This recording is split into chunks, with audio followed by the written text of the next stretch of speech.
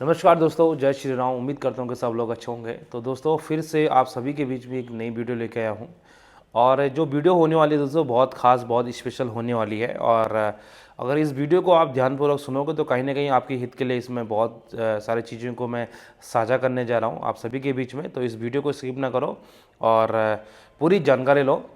तो दोस्तों जैसे आप सभी को पता है कि एक तरफ उत्तराखंड में बेरोजगार नर्सिंग साथी जितने भी जूनियर सीनियर हैं इस कगार पे हैं कि कोई चाह रहा है कि एग्ज़ाम हो, कोई चाह रहा है कि सीनियरिटी वाइज हो। और हम जो जिस नियमावली के तहत पे चीज़ें आई हैं उनको हम नहीं बदल सकते हैं, चाहे वो सीनियरिटी हो चाहे एग्ज़ाम हो। मैं दोस्तों आप सभी लोगों को अवगत करा रहा हूँ कि जो बेरोजगार नर्सिंग साथियों की जो हमारी ये लड़ाई है और जिस पे लड़ाई पर हम लड़ रहे हैं, चाहे वो एग्ज़ाम हो या चाहे सीनियरिटी हो, उससे पहले एक चीज़ आपको मैं क्लियर कर देना चाहता हूँ दोस्तों। हमको सबसे पहले इसलिए भी लड़ना होगा दोस्तों कि हमको सबसे पहले बाहरी राज्य के जितने भी लोग आ रहे हैं इस भर्ती में शामिल हो रहे हैं उनको हमको दरकिनार करना है। तो दरकिनार करने के लिए दोस्तों हमारे पास बहुत सारे विकल्प हैं। बस उन विकल्पों को हमको एक संवैधानिक तौर पर लड़ना होगा, तभी हम इस लड़ाई को जीत सकते हैं। तो दोस्तों जैसे मैं आप सभी को ये चीज़ बताना चाह रहा था कि क्या क्या बाहरी राज्यों के भी जो लोग यहाँ पे अप्लाई कर रहे हैं जॉब के लिए, उनकी नौकरियाँ यहाँ पर लग रही हैं, वो भी राज्य जैसे राज्य की जो कोटे की सीटें होती हैं और जो राज्य जो गवर्नमेंट जो स्टेट की जॉब्स होते हैं उनमें बाहरी राज्यों के जो भी तमाम कैंडिडेट्स अप्लाई कर रहे हैं उनकी जॉब लग रही है। तो कहीं ना कहीं हमको इसके लिए फ़ाइट करना होगा, संवैधानिक तौर पर हमको फ़ाइट करना होगा, तभी कहीं ना कहीं हमारे राज्य के जो आम बेरोजगार लोग हैं उनको मौका मिल सके और उनको नौकरी मिल सके। तो मैं बात करूंगा, बहुत सारे लोगों के मन में विचार आ रहा होगा कि पता नहीं बाहरी राज्यों के लोग अप्लाई कर सकते हैं या नहीं कर सकते हैं। देखो, संविधान के तौर पे कर सकते हैं, आवेदन कर सकते हैं, लेकिन वो निर्भर करता है राज्य सरकार पर।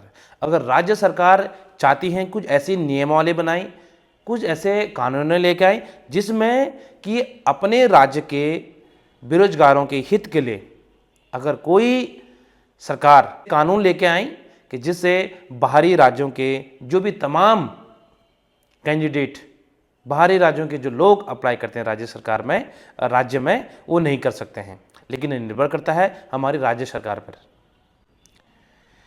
और हमको लगातार इसकी गुहार लगानी चाहिए और हम इस गुहार को लगातार लगा रहे हैं सरकार के आगे कि आप कृपया करके राज्य में भर्तियां आ रही हैं उन पर हमारे राज्य के लोगों को ही अवसर दिया जाए। और कहीं ना कहीं हमारे राज्य में बेरोजगारी बहुत ज़्यादा है, तो अगर आप इन विषयों पर, इन मुद्दों पर अगर संज्ञान लोगे तो कहीं ना कहीं हमारे राज्य के बेरोजगार भाइयों बहनों का भला हो सकता है, कल्याण हो सकता है।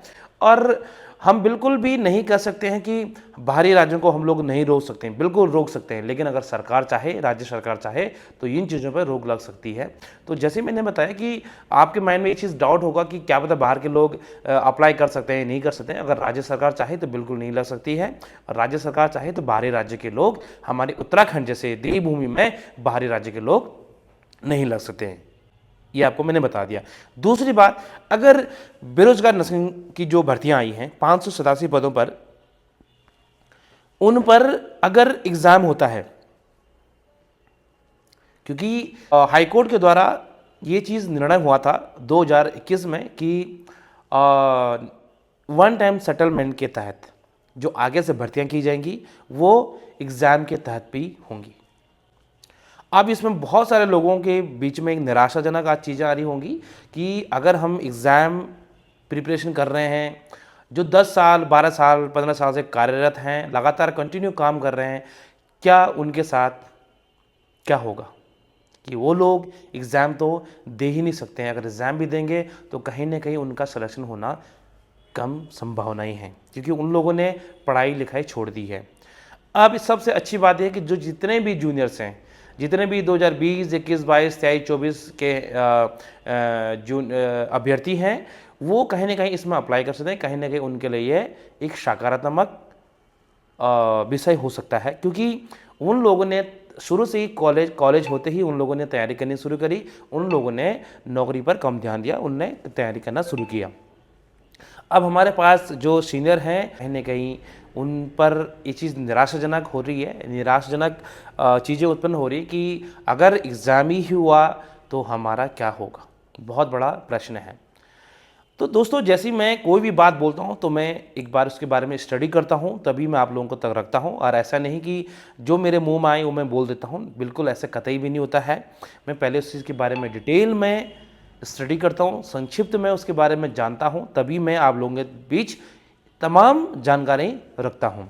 तो दोस्तों, बिल्कुल ये चीज़ हो सकती है कि अगर एग्ज़ाम का फैसला हाईकोर्ट द्वारा आया है तो ये चीज़ भी बदल सकती है, बिल्कुल बदल सकती है। बिल्कुल, एग्ज़ाम अगर है तो वर्षवार तरीके से हो सकता है, वर्षवार अगर है तो एग्ज़ाम हो सकता है।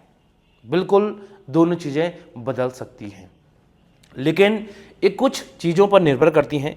जैसे निर्भर कहाँ पर करती है आपको बताना चाहूँगा मैं अभी। देखो दोस्तों, ये चीज़ें तमाम चीज़ें बदल सकती हैं, और ये चीज़ें तमाम चीज़ें इसलिए बदल सकते हैं क्योंकि 2024 के अनुसार संविधान के अनुच्छेद 14 और 16 के तहत ये तमाम चीज़ें बदल सकती हैं, क्योंकि उन नियमावली के पीछे आपके पास एक संवैधानिक, सकारात्मक, एक यूज़फुल, पर्पसफुल आपके पास कारण होना चाहिए कि क्या नकारात्मक चीज़ें वर्षवार की तरह से हो सकती हैं और क्या हमारे लिए नकारात्मक चीज़ें एग्ज़ाम के तहत हो सकती हैं।